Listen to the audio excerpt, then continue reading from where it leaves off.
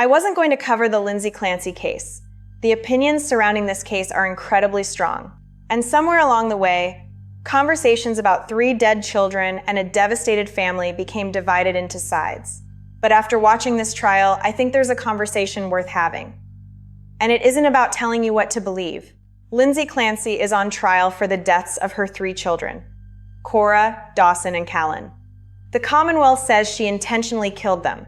Her defense argues that she was suffering from postpartum psychosis and was not criminally responsible for her actions. Those distinctions matter. A courtroom is where allegations are supposed to be tested against evidence. There are countless theories circulating online about this case. Some raise questions. Some simply haven't been substantiated. We're not going to turn speculation into fact. We're looking at what was presented in court. Postpartum depression, postpartum psychosis, and whether our mental health system recognizes a mother in crisis before that crisis becomes a catastrophe. Regardless of the verdict, 3 children are gone.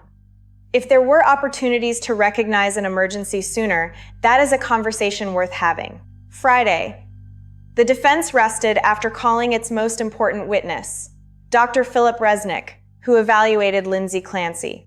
His conclusion was significant. He testified that she was psychotic, describing command hallucinations and a delusion of influence. But another psychiatrist disagrees. The prosecution called Dr. Avram Mack. He acknowledged her depression, but did not believe she was psychotic. Highly trained professionals can examine the same person and reach fundamentally different conclusions. That's why this case belongs on Crime in Mind. Lindsay didn't suddenly appear in the system. She had been seeking help, anxiety, sleep disturbance, and medication changes. How sick does someone have to become? Postpartum psychosis is rare, but extremely serious. It can be a profound break from reality, a true psychiatric emergency. Imagine experiencing terrifying thoughts and being afraid to tell anyone. Afraid they'll think you're dangerous. That's why awareness matters. Understanding isn't the same as excusing. And prevention isn't about choosing a side. We must ask if women in crisis are being identified quickly enough. Maybe someone who heard about this case will recognize those signs differently. Maybe she'll tell someone without being ashamed. And maybe the next story ends differently.